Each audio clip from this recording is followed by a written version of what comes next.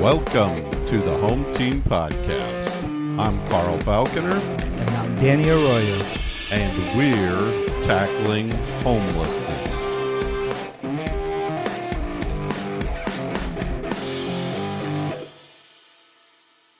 Today in our podcast, we will discuss two of our passions, football and ending homelessness.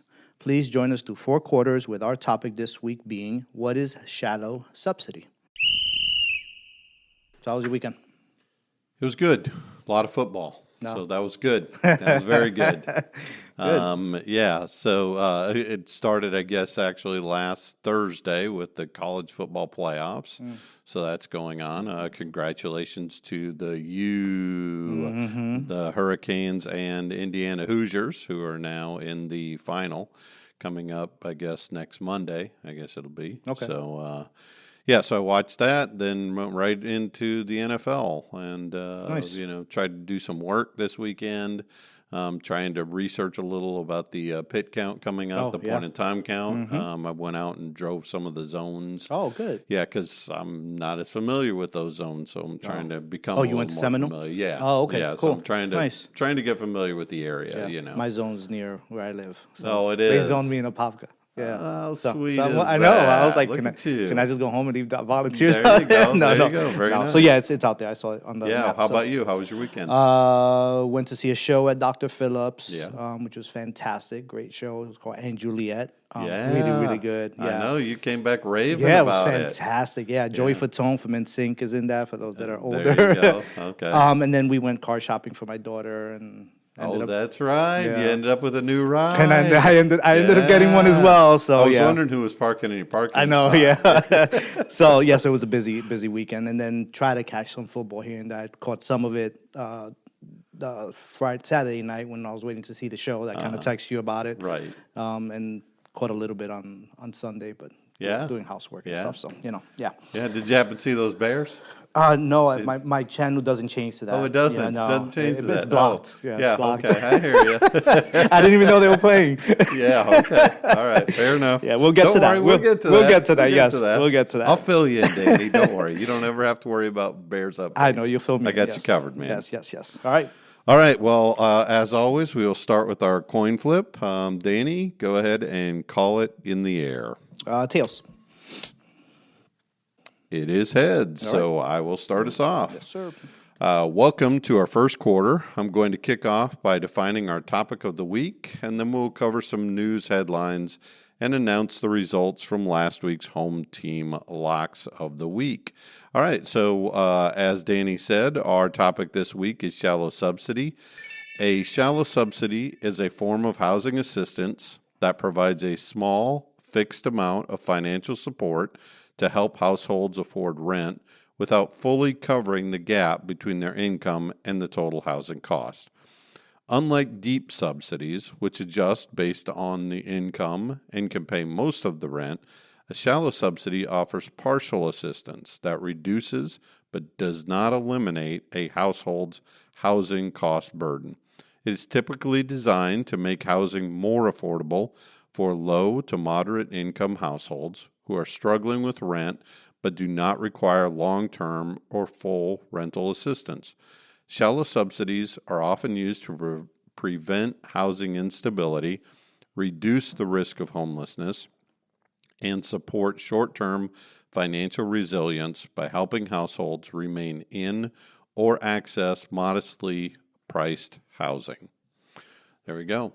So we haven't done this yet, Danny. Nope. I'm a little more familiar with this. I've seen it a couple of places. I've never really run a shallow subsidy program.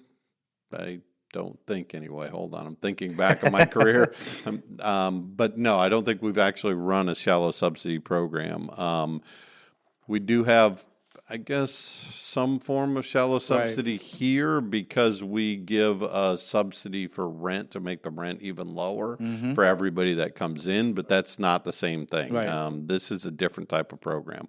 So this is more of, for those of you who are familiar with some politics or some finances, this is more like a universal basic income type of thing, where you basically just give a check to, a client who is low income usually, sometimes struggling with, housing instability or paying their rent or paying their bills or whatever the case is. So you give them this subsidy for a certain amount of time. Usually it's a pretty decent amount of time, about 2 years is what I've seen for most of them. But it's usually a small amount, and it's meant to help them sustain themselves in housing while they increase their income or they increase their situation. So, give you an example. So, you've got a single mother who's working 2 jobs, has a couple of kids, and she's trying to make it, right. And of course, the rent is really high or whatever the case is. So she's barely making it from month to month. You give her, let's say, $300 a month, right? It doesn't seem like a whole lot. It doesn't pay her whole rent. But that little $300 extra that she gets each month can make a difference in different things that she can do and being able to help her move to the next level. So she might be able to take a college class that might get her a higher paying job, right. Or she might be able to, afford daycare, which might allow her to work some overtime hours. So the subsidy is not, you're giving, again, I don't have a lot of experience with it, but shallow subsidy, you give the person the check. Yes. They can use it as however they want.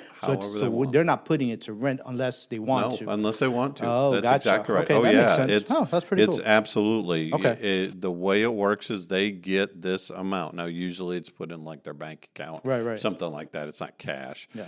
But yeah, it goes right into their bank account. They can count on it, and then they use it however they need to use it. And it allows that flexibility, which is one of the real strengths of this, I think, is it really empowers people to help them make better decisions about their spending. Because, we talked about this before. When rents go up and income doesn't go up, people have to start making hard choices about whether they're going to buy their medications, whether they're going to buy food this week, or daycare, like you said. Daycare, or maybe get a car fixed, or whatever it is, whatever that flexible thing is. So I guess getting that money you'll have to set criterias of who can get it. Correct. What's the okay? Yeah, and that's usually the biggest. That's usually the biggest issue with shallow subsidy is who gets it. Right. And trying to predict, because again we go back to, it's kind of like prevention. Right. Is it's trying to predict. Instead, it's almost exactly like prevention, except it's not one time. Right. It's a long term. Right. It's long term, and the idea again is to help people over a long stretch so that they get to a higher level of income or get to a better place, and then they don't need it any longer. And again, if they're getting case managed, they can start helping, the case manager can start helping them budget themselves better and get them. No, shallow subsidy doesn't come with case management. That's the other part of it, Gotcha. usually anyway. Not that most shallow subsidy programs don't have something available. Okay. People can, check in or whatever. Right. Yeah. But it's not a case management. It's not a service type of thing. It's literally just giving them dollars. Interesting. And again, which is why you have to pick a very specific group of people to be able to get the dollars. So we'll talk more about it later. Yeah. And we've talked about hopefully doing it here too. So Yeah, absolutely. All right, so now let's take a look at some of the headlines from the homeless world. So in Orange County, Florida, right where we are, Orange County leaders have approved new funding to expand temporary housing at the Samaritan Resource Homeless Services Drop-In Center. We know them very well. Yes, we do. Allowing more families in crisis to accept short-term shelter and support. So what you need to know. Orange County approved $335,500 to expand temporary housing at the Homeless Services Drop-In Center. Funding opens all 30 units, increasing capacity to help up to 100 families each year. The total contract with the Samaritan Resource Center now stands at $1.45 million. Families receive short-term housing and wraparound services to prevent a return to homelessness. According to the center's executive director, the program focuses on stabilizing families quickly and helping them move into permanent housing. The goal is to house families who are out on the street who are experiencing homelessness, says Zaynep Portway, executive director of the Samaritan Resource Center. We put them in a hotel, work with them on either increasing their income or help them get a job, and then within 12 to 16 weeks, we help them get into a place and move into their own apartment and sign their own lease. Anna Garcia says that she and her children became homeless 2 months ago and had nowhere else to go. She says the center stepped in quickly, providing housing, child care support, and essential resources. They've been providing us with literally anything I asked for, Garcia said. Just having her be in a safe, warm spot has been a blessing. Leaders at the Samaritan Resource Center says the expanding funding allows them to continue offering short-term housing paired with wraparound services such as case management, employment assistance, mental health support, and access to food and basic supplies, all aimed at helping families achieve long-term stability. That's fantastic. That's really good. That's a good one. Yeah. That's a good article. Yeah. And we know Zainab Z Z. very well. Yep. They do a lot of work. She's fantastic. And lot of the good work work out that they there. do at Samaritan Resource Center is really great. The thing I really love about this headline is that, again, they talk about the housing. Is it's all focused on getting them moved into long-term housing. Yeah. And I have to say, to Z's credit, the Samaritan Resource has come a long way in that regard.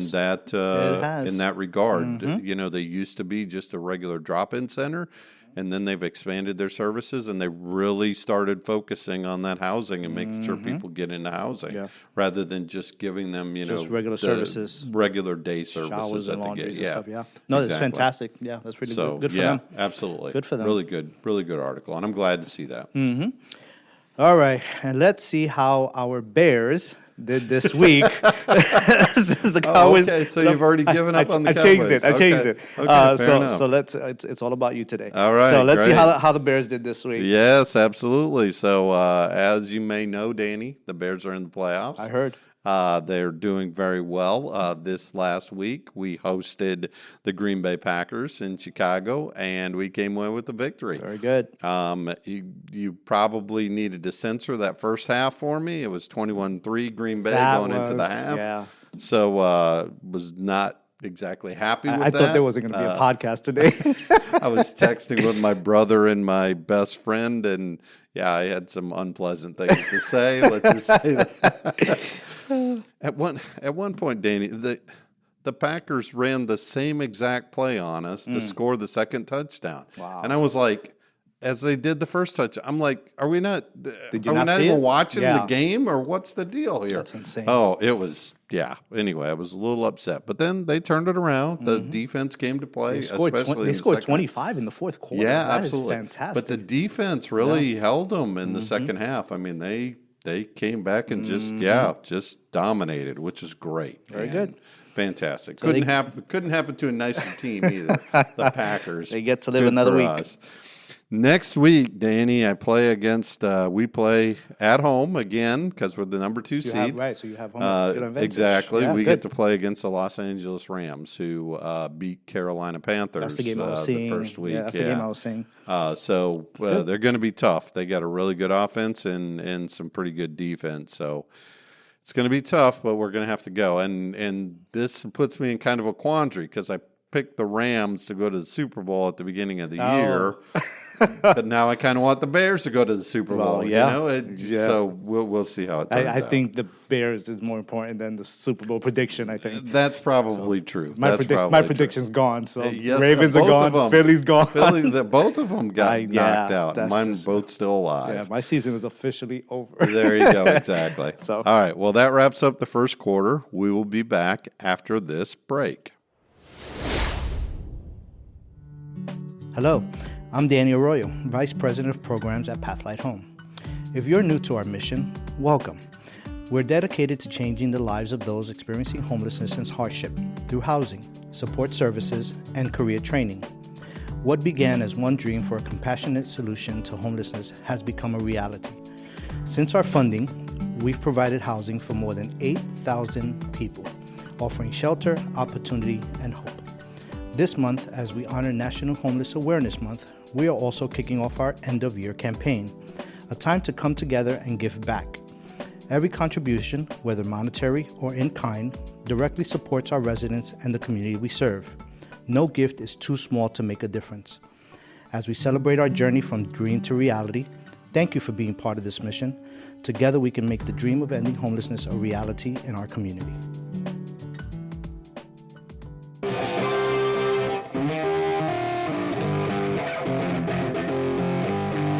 This is the second quarter. We are getting a little deeper into homelessness topic with something we call offense versus defense. We will each take turns discussing some opposing viewpoints of our topic this week. The question we asked this week is, should more funding be going directly to participants and not through agencies? Please remember that we are trying to show both sides of the issue. These do not necessarily reflect our individual stances on these positions. So, Carl, you have offense this week. I do. And before we get into offense, I just want to say that this is, I think, one of the more controversial things.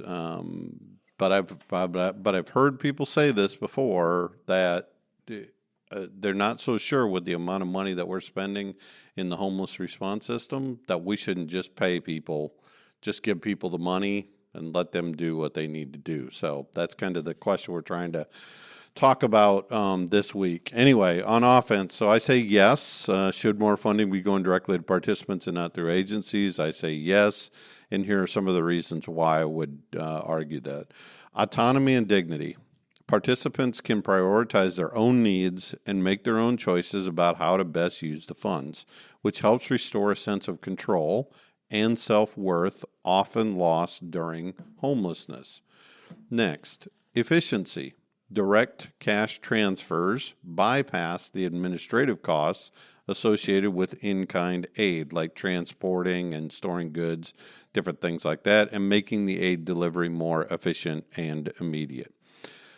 Next, improved outcomes. Studies have shown positive effects on housing stability, physical and mental health, reduced anxiety and stress, as an example, and improved engagement with services when combined with support. Next, economic stimulus. Money injected directly into the community is spent locally, supporting local businesses and services. And finally, smart spending. Evidence from various programs shows recipients primarily spend funds on necessities like food, housing, and transportation, not what they call the temptation goods like drugs or alcohol, countering the public mistrust. All right, I have the defense. So first, benefit cliffs. Receiving cash assistance can sometimes make recipients ineligible for other existing means-tested government benefits, such as SNAP, reducing the overall impact of the aid. Next, public perception. There can be significant public mistrust in individuals experiencing homelessness, ability to manage money, which can be a barrier to political and community support for such programs. Next, implementation barriers. Challenges exist in effectively enrolling participants, maintaining contact for follow-ups, and managing data collection, which can lead to high participant attrition in studies. Insufficient funds. In high-cost areas, particularly for housing, the amount of cash transferred may not be enough on its own to solve structural issues like securing permanent housing, requiring combination with other supports. And last, structural issues. Cash alone cannot fix systematic problems like a lack of affordable housing, poor public services, or a criminal record, which require broader policy solutions.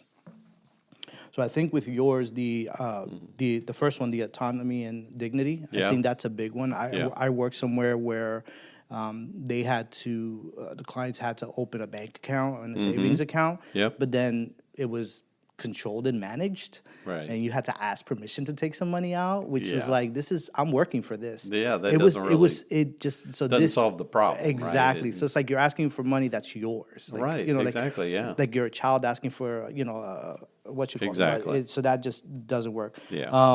I think the improved outcomes, again, I think that, again, the mental health, reduce anxiety and stress, because they have their money that they can work with. Yeah, absolutely. And budget themselves. And the last one, which is fantastic, is we know that if you have money, you're going to spend on food and housing and transportation to get to work. And, absolutely. But again, it's that kind of perception that I mentioned in mine. That's right. Where people think, oh, you're going to just use drugs and you're just going to buy alcohol with it. Well, and that's the thing, is that if they do, in fact, use it for drugs or alcohol or something else, it shows them, and psychologically what I've seen is it has an effect on people who then realize, I really do have a problem here. Right. And I need to get some help for this, and I need to go to a substance abuse recovery program, or I need to go get some help for these things, because this obviously is a problem. I got more money, and I'm ending up with less money at the end of the month. Right, exactly. That's not the way it should work. But in most cases, like you said, people realize where their deficits are, and they realize where they would like to have a little bit more money to be able to spend. But so it's those things like food, housing, and transportation that they really want to be able to talk about. Definitely. In terms of your things, I agree with the first one in particular, benefit cliffs. You're right. If you sometimes the shallow subsidy, that's where they run into some of the problems. If you give them extra income, then it takes away from other sources of income, and that's not the idea with the what do you call it? With shallow subsidy, the idea is you add to their income, not you take away. So if I give you $300, but then I take away $200 worth of your food stamps, that doesn't solve the problem. Then it's only a net gain of $100, and that's not as much as it needs It's like to go. you're penalizing them for getting one thing, and then you take it from the other. So, public perception, I think, is one of the really big things. Yep. And the reality is that if you talk to people and they say, "Oh, well, we shouldn't, give people money for this, that, the other thing," then you say, "Well, what about us? What about people who are not in these situations? We get free money too. We just don't think about it." But if you think about it, things like tax breaks that we get. So if you own a house, you get an extra tax break. Yep. If you have a child, you get extra tax breaks. If you there's all kinds of reasons why people can get tax breaks and get incentives for things that they get. Heck, a bonus at a job is extra money that you may or may not have earned. It may have just come from the entire company, doing the work that they need to do. So any of these kinds of things, people don't understand that these things actually, count as kind of a shallow subsidy or free money that they get. And anytime they get free money, look, gifts that you get from people or whatever the case is, it's your birthday and you get a whole bunch of money coming in.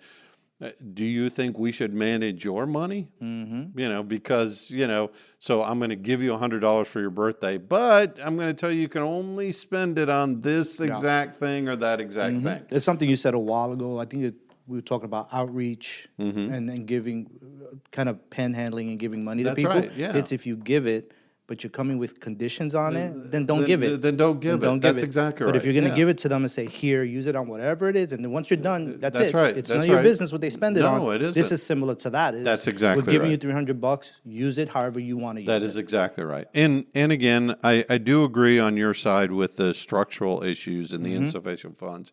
Because, generally, no matter how much you give somebody, there's going to be some gap there. But the reality is that people who are low income have shown time and time again their ability not only to survive on a low income, but to be able to make it work.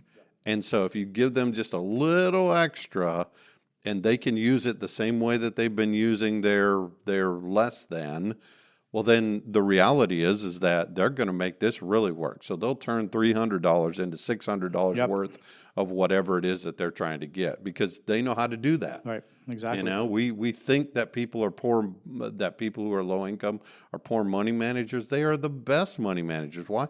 They have to be. They have to make things stretch. They have to make things stretch. They know how much, how you can get 5 ramen noodles for $1. Exactly. How you can get mac and cheese for, $1 a box or buy one, get one or whatever the case. They know these tricks about stretching money. So to give them a little extra for a shallow subsidy really makes sense. So, back to our main question. Should more funding be going directly to participants and not through agencies? There's this battle that goes on. We at agencies really try to keep our costs low, right? We really try and keep our administrative costs down. And, we talked about that in some of this is the administrative costs that go along with this. Is, it's a reason why you might want to give people directly money because, again, we go back to panhandling. Panhandling, and I said this is kind of a joke, but it's the reality, is there's no administrative fees, there's no taxes they have to pay, there's nothing of that. $100 given to a panhandler is $100 that they get to spend. Yep. It's the same thing with the shallow subsidy, as opposed to going through an agency. So even if you donate money to us, there is a portion we have to take for administrating those dollars. Right. I mean, it's just a fact of life. We have to, there's a little bit. Now, we try and take as little as absolute possible. because we really want to pass it through to the people that are there. But the reality is that a shallow subsidy is the only way that they can get 100% of those proceeds. It's exactly there for them. Yeah, exactly. All right, so Pathlight's position, we believe that shallow subsidy programs can work because they empower people to make their own decisions and help them prioritize their own recovery. The key is to make sure that there is a process for determining who really needs the hand up. Yeah, and that's what it comes down to, is that whole who gets it. Who gets it, yeah. And how do they get it, and you've got to work out all those details ahead of time. Right. And like I said, in the programs that I've seen that can really work, they really, really dig down onto what are the factors that we need to use to choose the people. Right. That's really what it comes down to. And things like, has someone been homeless previously? Has someone, is someone receiving some other kind of benefit? Any of these kind of barriers that they have, those are factors that should go into who gets into these types of programs. Yeah. Absolutely. All right, well, we've made it to the halfway point, and during halftime, we want to take a moment for fan interaction and highlight an inspired quote related to housing and homelessness. All right. So now let's take a moment to hear from our listeners. So, Carl, the first question is from Henry. If we just give people free money, won't they just sit around and not work? Oh, that's a good question, right? This is something that we hear from people, right? If you give people free money, again, I'll go back to, I guess it was Andrew Yang was running for president, political candidate, and he had the idea about universal basic income, which is basically where everybody gets a certain amount of money each month. They just get a check each month, and you don't have to worry about it. But the idea was also then you cut back on the welfare programs, right? Yep. Is that you just give everybody a certain amount of money each month and you let them decide where they want to use it or how they want to use it. Yes and no. And again, this is where the shallow subsidy program comes in, is if you target it the right way and you set up your program the right way, then you will not give free money to people who would sit around and not work. Right. I'm sure there are probably people who would sit around and not do anything if they knew they could get their bills paid. The second thing with shallow subsidy, and again, we're talking about giving people free money.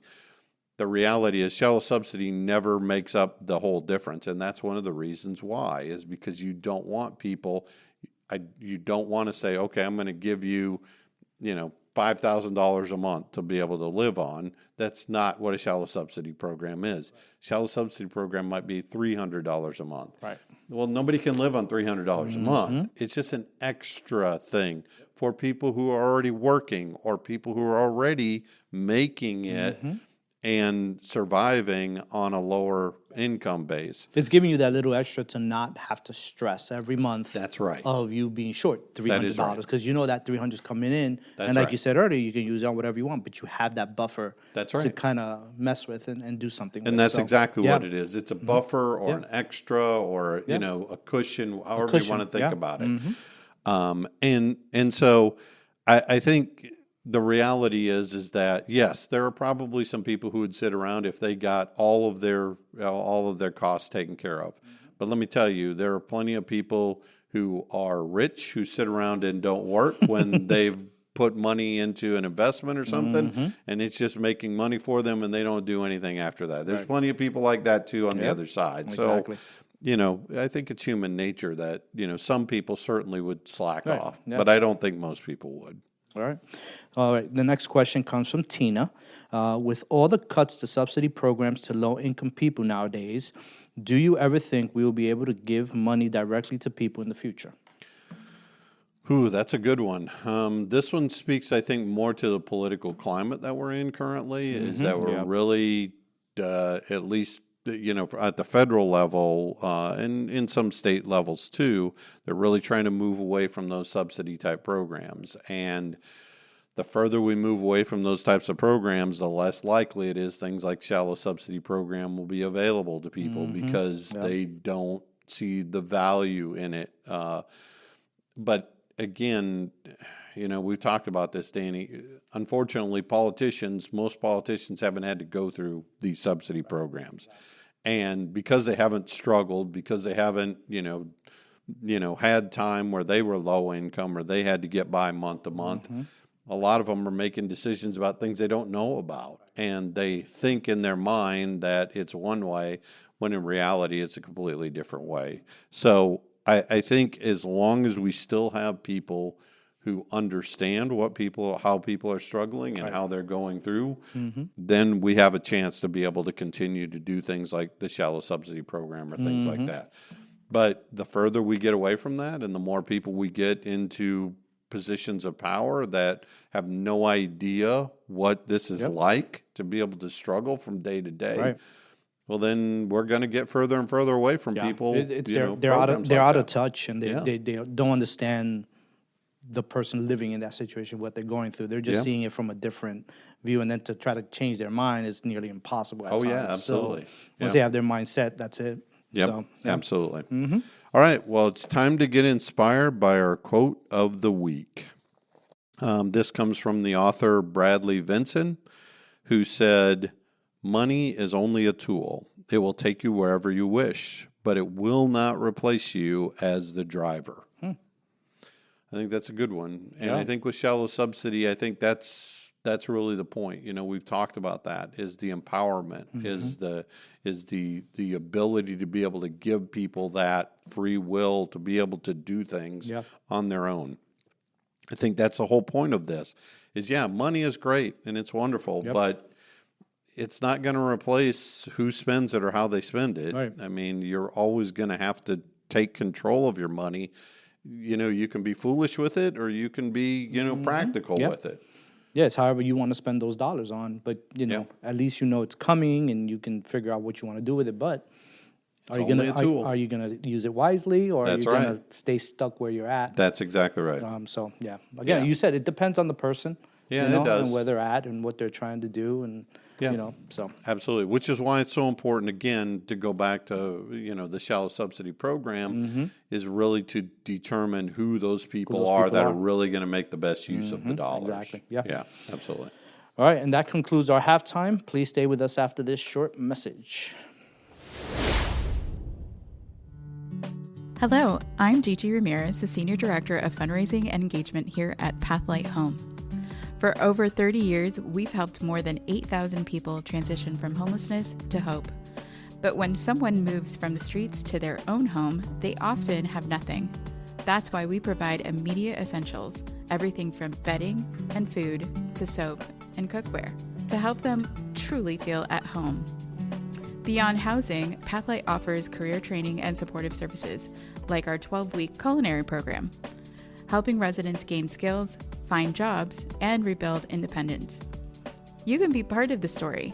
Volunteer your time, donate essential goods, or become a monthly Pathlight hero, ensuring every neighbor has a chance to thrive.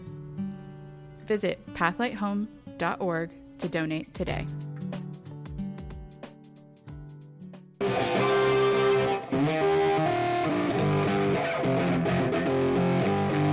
It's now time to kick off the third quarter by highlighting the goodwill and good work in the NFL community and announcing our NFL home team locks of the week. All right, so I'll start it off with our NFL player of the week. Our NFL player of the week this week is Solomon Thomas, a defensive tackle for the Dallas Cowboys. He is heavily involved in giving back, primarily through his foundation, the Defensive Line, TDL, which focuses on mental health and suicide prevention after his sister's death. He leads initiatives like youth camps promoting mental wellness, donates to mental health services, partners with organizations for food insecurity, and inspires teammates to get involved in community work, earning him the NFL Player Association MVP honors. Key initiatives and contributions that go along with this. The TDL, the Defensive Line, his foundation, co-founded with his parents. TDL educates adults on youth suicide, increases mental health conversation skills, and creates safe spaces for teens, particularly youth of color. Community MVP, recognized by the NFL Players Association for his leadership in mental health advocacy, including a $10,000 donation to the Dallas school system, mental health services. Youth camps. He hosts free youth camps focusing on football skills and mental health development in his hometown of Coppell, Texas, through his foundation. Food insecurity. He partnered with the Interfaith Food Pantry Network, donating to provide meals for families facing hunger. Mentorship. He serves as an ambassador for Big Brothers Big Sisters, supporting young people in achieving their dreams. Inspiration. Encourages teammates to join community efforts such as packaging meals for families in need. His motivation. Thomas's efforts are deeply personal, stemming from the loss of his sister, Mayway Thomas, to suicide in 2020, driving his mission to break stigmas and provide support. It's a great story. Yeah. I mean, he does so much here. I mean, he is really, really involved in a lot of different things. He's given to schools and teens and, youth camps and food serving agencies. I mean, just all over the place. But he's working very heavily with mental illness and having those conversations because of what happened to his sister. So yeah, absolutely. Some great work. Yeah, great some work. great work. Absolutely. All right. Well, now we'll go on to our locks of the week. All right. Oh, Danny. The only light I have now. Throw me a bone here. Oh, God, Danny. All right, so go ahead. Who'd you pick? I picked Philly, your Philadelphia Eagles, to beat San Francisco 49ers at home. I know. And they couldn't do it. San Francisco beat them 23-19. So that makes me for the year 6-13 now. You wanted a two-time point. 2 points. God, Danny. All right. So I had the Chargers against the Patriots. Yeah. And the Patriots won 14-3. Wow. And my record is a whopping 11-8. 11-8. That's 5 games up on me now. Yes, sir. Do you want to raise that up to 3 points? No. I think we'll just keep it at 2 for right now. Okay, good. Maybe at the Super Bowl, Yeah. That's a good one. Yeah. So who do you have next week, Carl? Next week I have New England, who is hosting Houston now. They beat Pittsburgh, Houston beat Pittsburgh last night. Yeah. So I'm going to take New England at home. New England's been playing pretty well, as you noticed in your win last week. But Houston had a really good game last night against Pittsburgh. They really came on in the second half. Aaron Rodgers was not happy in this press conference. He was just upset. I bet he was not. He got up and walked out. Absolutely. Absolutely. And I have the Denver Broncos against the Buffalo Bills. Right, but the Broncos are the home team. Oh, they are. You're right. Yes. So I guess you're taking Denver over Buffalo. Yeah, I'll take Denver then. Okay, there you go. The way I'm going, it's good. We're good. No concerns here. No concerns. Okay, well, hopefully I can get back on track. They had it wrong online. They had it backwards. Okay. Yeah, so exactly. I'll pick Denver. It's all right. I'll still be 13-8 next week. It's fine. Okay. Denver's the number 1 seed. They are, so yes. there you go. Yep. And the Bills are the 7 seed. Yep. But they're my team to go to the playoffs or go to the Super Bowl. So hopefully, and the Bills are playing really well. Yeah, the Bills are playing really well. Denver had a bye week though, so they should be pretty rested and. They got a really good defense. So, All right. We'll see. All right, so stay tuned for our wrap-up after this message. Hello, everyone. I'm Carl Falconer, the president and CEO of Pathlight Home. And I'm often asked by many in the community, what can I do to help end homelessness? I would like to invite you to join Pathlight Home's efforts. Pathlight Home is a 501c3 nonprofit organization in Central Florida. We currently have 560 units of housing that we provide to individuals experiencing homelessness. But we also provide additional support through employment resource centers and mental health services. We have a drop-in day center where people can come in from the heat, do laundry, get meals, all in preparation to get them into housing eventually and off the streets. Community involvement is key to the success of our efforts, and we love when community members want to get involved with Pathlight Home. There are 3 things we invite you to do to help. Number 1, consider supporting us with funding. No donation is too small, and every dollar has an impact on our community. You can go to pathlighthome.org and click our donate button to contribute anytime. Number 2 is volunteering. We love to have volunteers come in and help us with any of our projects. We have ongoing projects and needs, but are also open to individuals and groups sharing specific talents in ways that build up our residents. Number 3, is take a tour with us. Come here to our facility and see what we do for yourself. It's the best way to get an inside look at what we're doing at Pathlight Home each day. We think it's important to understand the work it takes to fight homelessness and love the opportunity to meet community members who are passionate about the issue. We love our Central Florida community and are grateful every day for the continued support. And again, to get involved, go to pathlighthome.org. Thank you.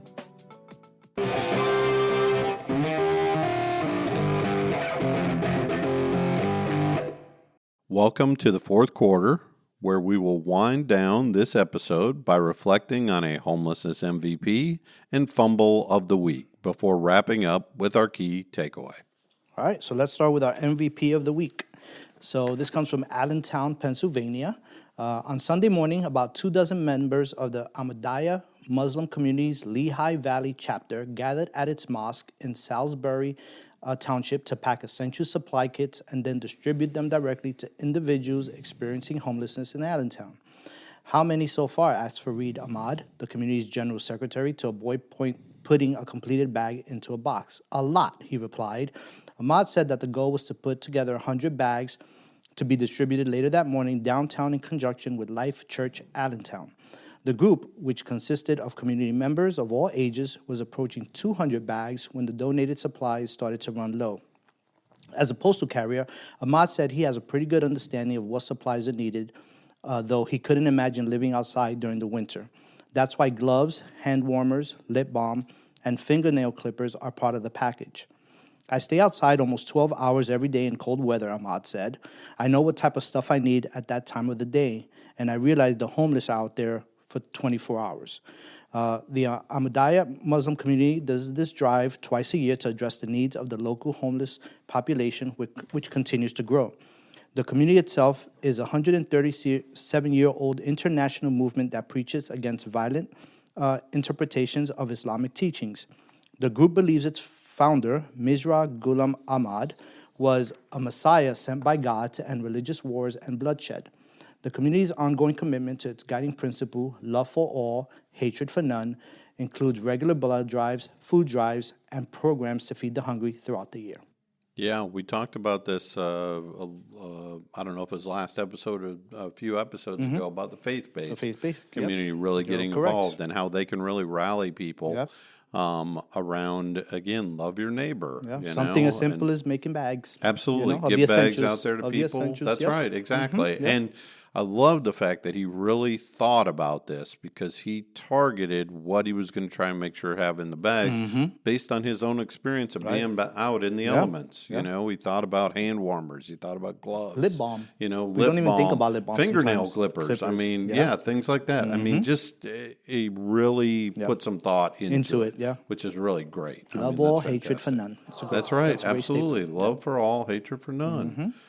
That's how we feel, right, Danny? Yeah, love for all. Hatred for like none. For your Bears, I got love for maybe all. Maybe the Packers and the Eagles, maybe.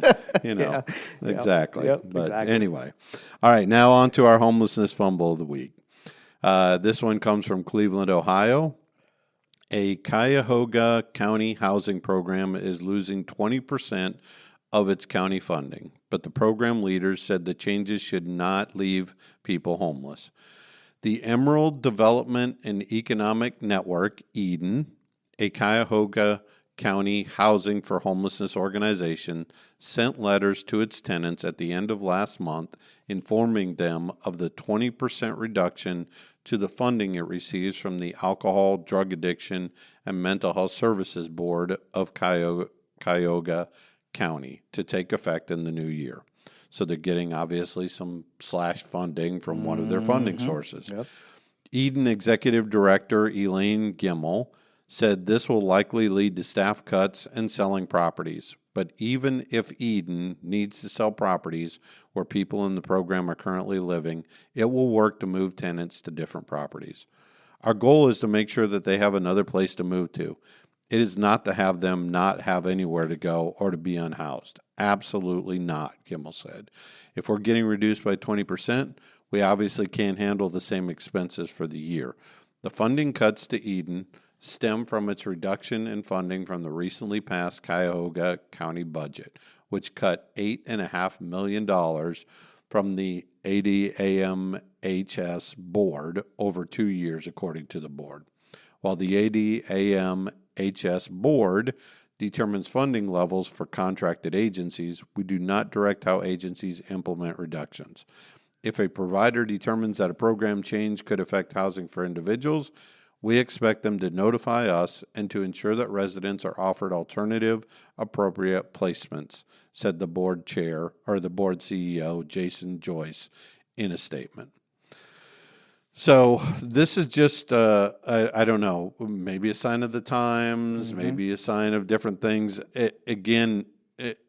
Unlike some of the other things that we've seen in our fumbles of the week, this one does not seem to be an intentional, bad position or bad, bad blood that they have here. They're getting cut. I mean, the county budget is going down, and they had to make cuts. Unfortunately, it's going to affect the housing programs, and that's just the nature of what happens when funding gets cut. But again, when in our funding episode, we talked about how you've got to have diversified funding. You've got to be able to flex some of that funding or move some funding to different places and things like that, because a 20% cut in any funding source is really it's gonna make you think about what your choices are. It's going to impact the way they do that day to day. Absolutely, So it's not a full fumble, but it just shows that when cuts happen, it usually, and it affects housing. Oh, absolutely. Which we're very limited on. Yeah. Now they have to come up with Plan B. That's right. And probably Plan C. And I hope that they're able to move these people and nobody lose housing. Yeah, I hope so too. But it sounds like they're committed to it. And again, that I think that's the other thing is that sometimes. I'm going to say this, Danny, and it's not going to be the politically correct thing to say from our standpoint, but sometimes in our industry, provider agencies overinflate kind of the emergency of what's happening, right? Yep. They get a funding cut of this or that or whatever the amount is, and they make it seem like the whole program or the whole agency is going to shut down or something like this if they don't get funding. Right. I have to say it's a good marketing strategy because it often gets people to rally behind them, but from a reality standpoint, it's not a great strategy because it could happen multiple times. And it's like that boy who cried wolf. You can only do it so many times. And people start saying, hold on now, why do you keep losing funding over and over and over again? Maybe your programs really aren't that good. Right. Exactly. Maybe that's what the problem is. And in this case, I think they have good programs. And again, I don't think this is an intentional thing. And I love the fact that they said, we determine the funding levels, but we don't determine where the cuts come from. They leave that up to the agencies, and I'm glad they do because the agency has the most knowledge about where they can make cuts. If at all possible, and still try to keep as many people in housing as possible. Yeah. So I love that. I think it's, like you said, it's not a full on terrible fumble in terms of, the worst thing ever, but it does show that funding sources can get cut at any time. They're very fragile. And you can lose funding sources anytime, anywhere, basically. And you have to be prepared of what the next step is. Absolutely. If you do lose it. So, but that's also why funding sources or why nonprofit agencies are always looking for more funding. More funding, and always looking for more support because they want to make sure that they're guarded against these cuts if and when they happen. And especially if the programs are running well, you want to keep trying to get more funding for it to expand the program. Absolutely. And or keep the program. Absolutely, and or keep the program. That's exactly right. Yeah. All right. And finally, here's our key takeaway for this episode. If you and I can determine how our money is spent, then everyone should have the opportunity to get to a place where they can do so too. Right or wrong money is a key part of independence in our country. It is. Yep. I mean, they say money can't buy happiness, but I know people who have a lot of money and they certainly don't seem to have as much stress as a lot of other people. Yep. And so I think, I think that's the idea here is, that whole idea of money is freedom, really. I mean, money allows you to do things and to, live the way that you want to be able to live. At least in our country, it does. There are certainly countries where it's not as important or it's not as emphasized as much. But here in the United States, money is a key part of that. If you want to have independence, if you want to be able to live your life the way you want, you're going to have some amount of money. Definitely. Yep. 100%. Yeah. All right. Well, that concludes our episode for the week. I do want to remind everybody that the point-in-time counts are going on across the country at the end of January. So please check with your local continuum of care agencies to find out how you can be involved in volunteering for the point-in-time counts. Again, we'll keep bringing this up through the end of January because that's when the point-in-time counts are. But please make sure that you reach out and volunteer for your point-in-time count. Also, remember, if you have any questions or comments for us, please email us at questions@pathlighthome.org. As always, we leave the last words for our beloved co-founder, the late Reverend Fred Maxwell. Take it away. I'm still dreaming. That we will become able and sufficient to increase the housing of homeless. This is merely a beginning.